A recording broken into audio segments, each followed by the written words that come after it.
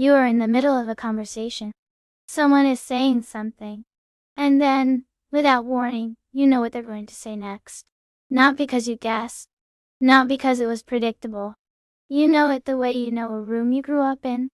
The words haven't arrived yet, but they're already familiar. The air pressure changes. Everything slows down by about half a second. And somewhere in your chest, something goes very quiet. You've been here before. You've had this exact conversation. In this exact room. With this exact quality of light, falling at this exact angle. You are certain of it. And then you try to remember when. And it's gone. Not faded. Gone. Wah. Like a door that was open a moment ago, and is now simply a wall. You are left standing in an ordinary room, in an ordinary conversation, with the distinct and unshakable feeling that something just happened, that you are not equipped to explain. The scientific consensus is that this is a memory error. The brain, for reasons that are still not entirely settled, briefly and incorrectly tags an ongoing experience as a stored memory. It mistakes the present tense for the past tense. The technical term is déjà vu, French for already seen, though the phenomenon extends well beyond sight. People report déjà vu in conversation, in movement, in smell, in the sensation of a specific emotion, arriving in a specific seat. Déjà entendu, already heard. Déjà vécu, already lived.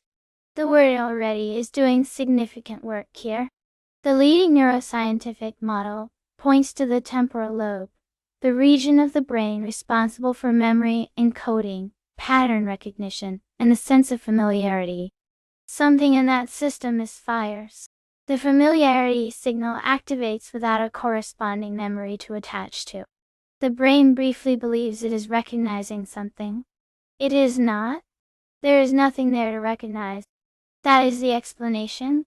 It is tidy, and it is probably mostly correct. It also tells you almost nothing about what actually happens when it occurs. Here's what the tidy explanation does not account for. Déjà vu occurs in every human culture with documented records of introspection. It appears in ancient Greek texts. Medieval European manuscripts describe it. There is a Sanskrit term for it. It has been reported in isolated communities, with no contact with Western neuroscience, with no shared vocabulary for the experience, and with entirely different frameworks for understanding them all. They arrive at the same description, the same sensation, the same moment of certainty followed by the same sudden act. The universality is not the interesting part. The interesting part is the moment it disappears, because it does not fade the way a dream fades. It does not blur. It does not become less vivid over time. It terminates.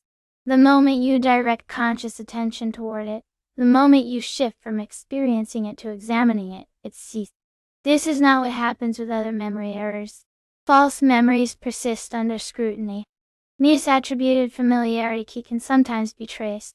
But déjà vu is uniquely, specifically, consistently destroyed by observation. The act of looking at it is what ends it. You are not failing to catch it. Your attention is what it cannot survive. There is a hypothesis that sits at the edge of the mainstream literature, proposed seriously, and then mostly set aside without full refutation. It suggests that déjà vu is not a memory error at all. It is the brain's quality control system becoming briefly visible. The argument runs like this. The brain does not experience the present moment in real time. It processes sensory input, runs it through pattern recognition and contextual memory, generates a model of what is happening, and presents that model to conscious awareness, typically with a lag of somewhere between a quarter and half a second. You are always, in a strict technical sense, perceiving a constructed version of the recent past, and calling it now. Most of the time this system runs invisibly. You never notice the seam.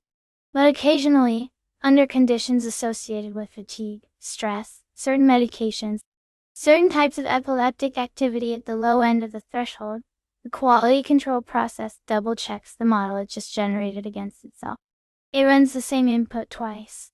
The second pass feels like recognition because the first pass already exists, however fleetingly, in a buffer somewhere, not in long-term memory, in something much shorter than that, a few hundred milliseconds of echo.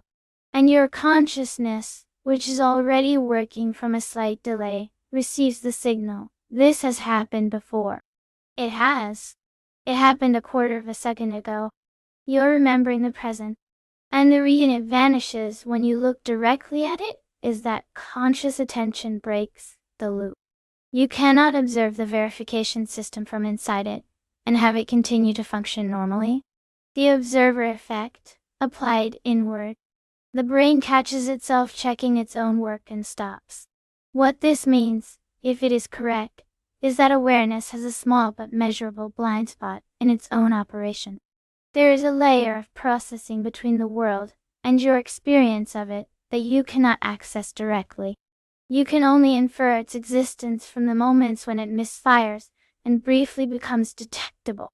Like noticing a film projector only because the bulb flickered. Like knowing a river runs under a city only because the street above it is slightly damp. The vast majority of your mental life is constructed and verified and presented to you without your participation. You are the last to know what is happening in your own mind. And the moments when you almost see behind the screen, the moments when the floor seems familiar, when the words seem pre-heard, when the room seems inhabited by some version of you who was here first, those moments end the instant you try to see them clearly. Not because they were nothing, but because the system was not designed to be watched. Déjà vécu. Already lived. The people who experience this chronically, not as a brief flash but as a permanent state, report that it is not comforting. It is not a sense of continuity or meaning. It is the sensation of being trapped inside a loop, with no way to determine where the loop begins.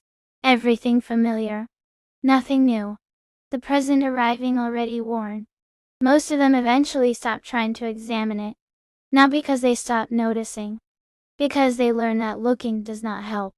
You are in the middle of a conversation. Someone is saying something. And without warning, you know the next word before it arrives. You know the shape of the room. You know the quality of the light. You have been here before. And now you're looking at the feeling directly. And it's already gone. The brain has corrected its work. The system has resumed normal operation. You are standing in an ordinary room, in an ordinary conversation, in ordinary light. Nothing is wrong. Everything is fine. You have simply, for a moment, noticed the gap between the world and your experience of it. The gap between the signal and the model. The gap between what happens and what you are told is happening. It is always there. It is always that small. And the only time you will ever see it is the moment before you see it. Then the wall is back. And the conversation continues. And you are here now for the first time. As far as you know.